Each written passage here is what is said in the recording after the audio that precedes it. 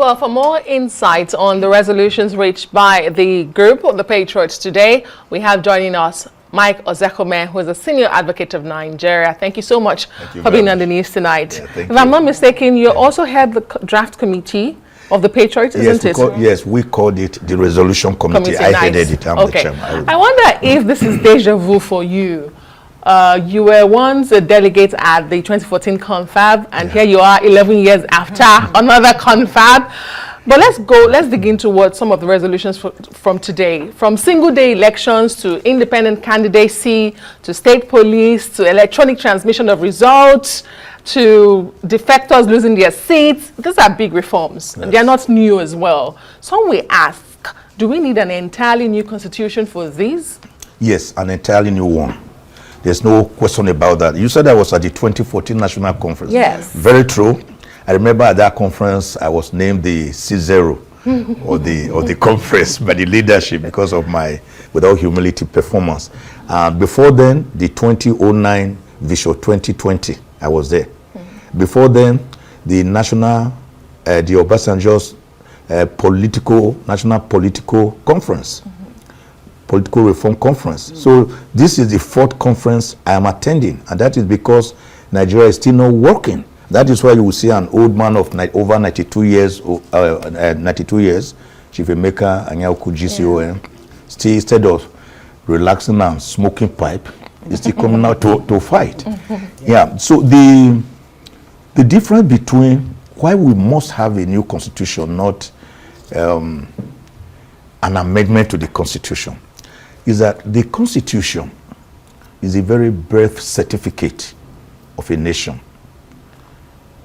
It constitutes the social contract between the government and the people.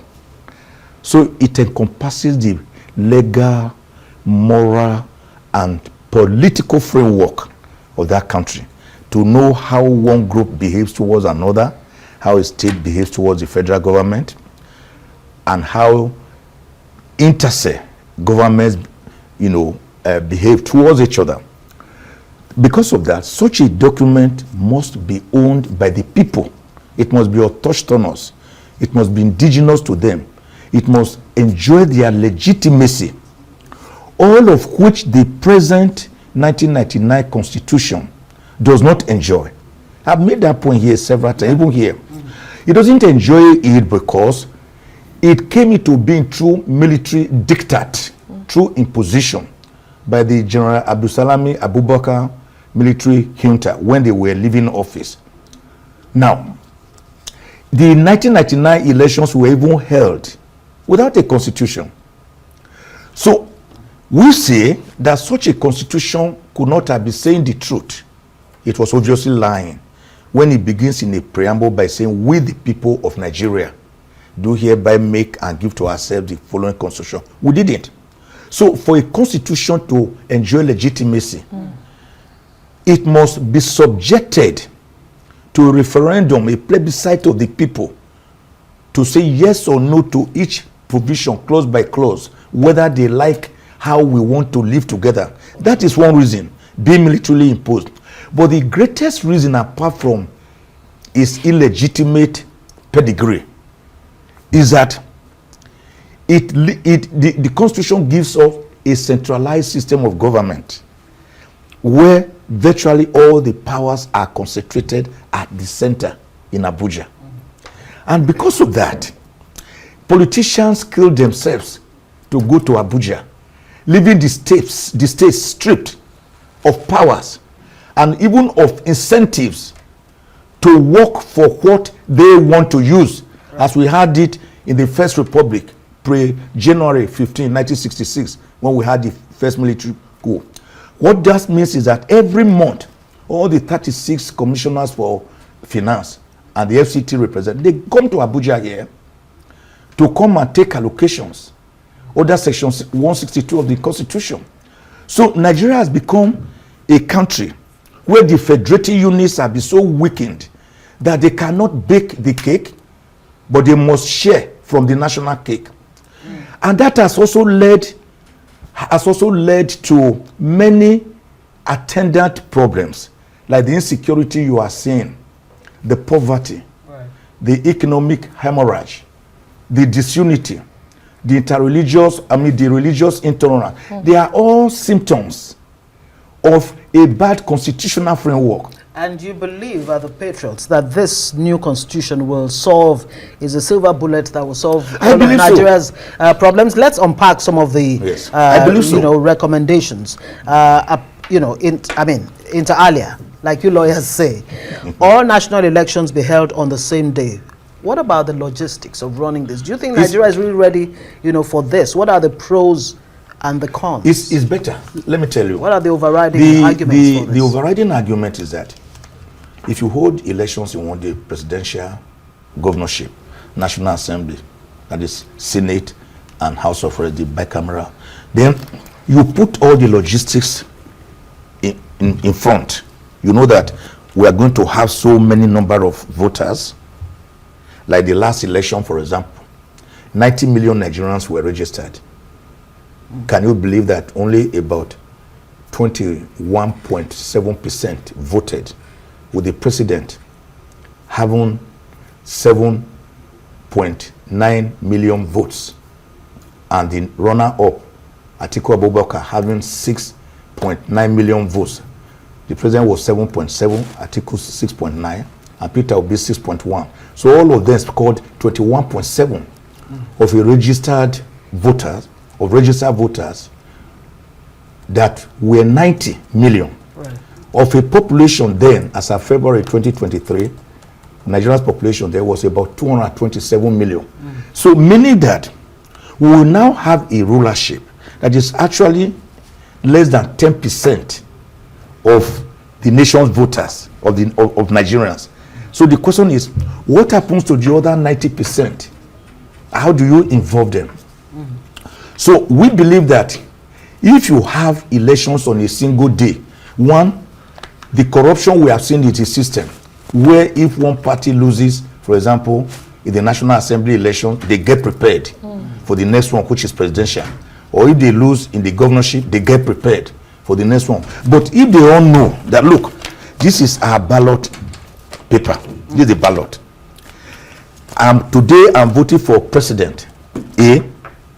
The next one I'm voting for is a senator in my area, in my senatorial zone, B. The next one is a member of the House of Representatives in my area, C. It's the same ballot. All of them will be heard in one day. Yeah. But when you stagger them, it actually involves more cost, more logistic problems. So it is better to cut costs, to be more futuristic by having a single day election. Interesting. Just to point out that President Tinubu garnered over 8 million votes. Yes, 8.7. Yes, not 7. Yes, you did. I'm sorry. But that's okay. He got 8.7 million votes. Indeed. Yes. Just Atiku was about 6.9, yes. and then Peter Obi was 6.1. Exactly. So I invited it. My apologies. Yeah, that's fine. That's fine.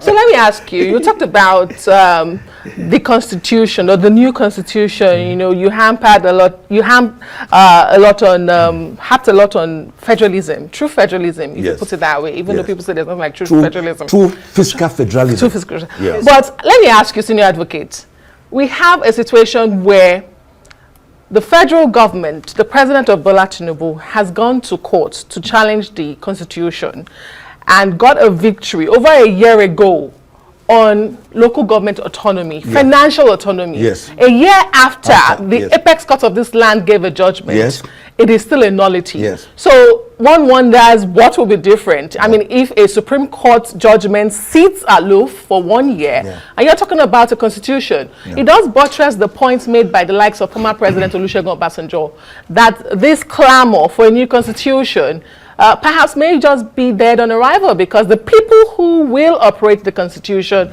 are the people we should focus on. Yes, Obasanjo made that point. To a large extent, I agree with him that it is not only the constitution, it is also the operators of the constitution. I do agree. For example, if you look at the American Constitution, it's a document of just about 7,591 words, with only 27 amendments. Since 1787, and it came into operation in 1789. But the big difference there is that that constitution was owned by the people. Confederates had gathered in Philadelphia, Pennsylvania, between May 25 and September 17, 1787, to have a new constitution, to give themselves a more perfect union. They felt that the Confederates were too powerful. They wanted a more powerful center. So 39 of the 50 delegates signed that document and subjected it to a referendum of the people. Always remember that word, referendum. Yeah. It was done in Midwest region on the 10th of August 1963 to exit Western region. It had been done in Iran, in Iraq, in Eritrea, in Kenya, in Egypt, in South Africa, even during Brexit. It shows the people determining their fate. It was that constitutional conference that actually threw up great federalists like John Jay, Thomas Jefferson, Alexander Hamilton. And it was chaired by George Washington, after whom Washington, D.C. is named. They agreed on certain irreducible minimum articles of association. How do we want to live? They passed the Bill of Rights. They said we want to be Republican, presidential, and federal. We want 3-tier system of government: executive, judiciary, and legislature, under the direction of what do you call it? Separation of powers, passed earlier in 1748 by Baron de Montesquieu, a great French philosopher. Yeah. So if the Supreme Court will give judgment in a country and it is not obeyed by governors, then it shows you that there's everything wrong, inherently wrong in the system. It is fundamental. It is flawed. It is not. It is not. If the Constitution, for example, had made it clear that look, local governments must have their allocation directly, instead of mishmashing it by saying, oh, you have a state local government set up, the money should pass through them before it gets to the local government. So the governors will lay the funds, and that's why they are refusing, unfortunately, embarrassingly, to obey the judgment of the highest court of the land. Prof, doesn't it underscore what former President Olusegun Obasanjo said? That it is not about the constitution. No, the argument about the people. Yeah, no, the argument there. Do you need to discard a whole constitution to change, some of these fundamental challenges? And can you really use? Let me land here. Can you use the American template, a homogeneous society? Can America you really, homogeneous? Well, that means to a large extent. America is not. Yeah, America is actually a country of nations. It's not homogeneous. Absolutely, but to a very large extent, they are on the same page. But for a country like Nigeria, multilingual, everything. That is why you How do you come up with that document that everybody can really? It is through the referendum. It is through the referendum, because that means they are saying yes to our document. It means that before they say yes, the Constituent Assembly that the Petros is recommending would have gotten the people representatives elected on non-partisan basis across each of the three senatorial zones in a country. Then they will now subject it to referendum. You can't take referendum away to make a constitution legitimate. So which means this constitution that you talk about must also make provision for referendum? Yes, the law we are saying Mr. President should introduce an executive bill to the National Assembly. It is that law that will specify details, whether it is INEC that will carry out that election or another body. But the important thing is that the argument of some people is that the Supreme Court overshot its boundaries by making a decision against the provisions of the Constitution. And I am saying, my own position is that if the Supreme Court has spoken, it has spoken, because it's the final court of the land. And if we begin to choose and pick and choose which judgment to obey and which to disobey, then we will have a Hobbesian All right. state of nature, Senior where life advocate, was short, nasty, brutish, and solitary. short. Senior advocate, we need to go, and but I need to ask you this, because one of your resolution is also to scrap Nigeria's two-chamber legislature Yes. for being too expensive, Yeah, too expensive. to a unicameral system. Yes. And Nigerians are wondering, to be honest, Yes. do you think Yes.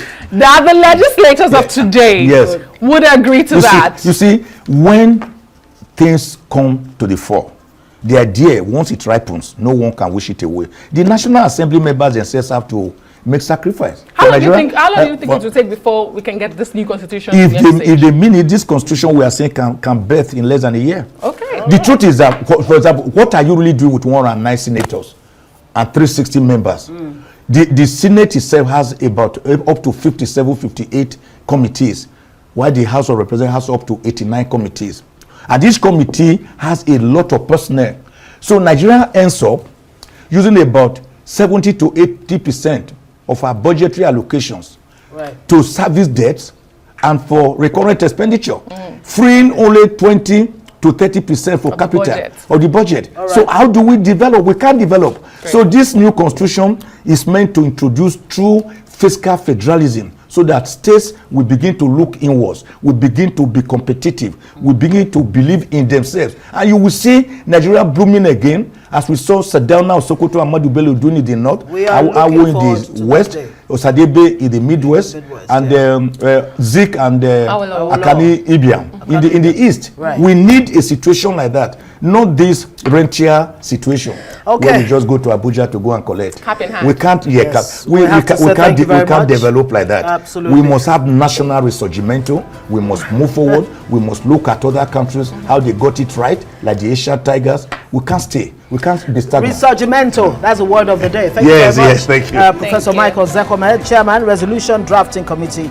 and constitutional lawyer, member of the Patriots. Thank you for joining us.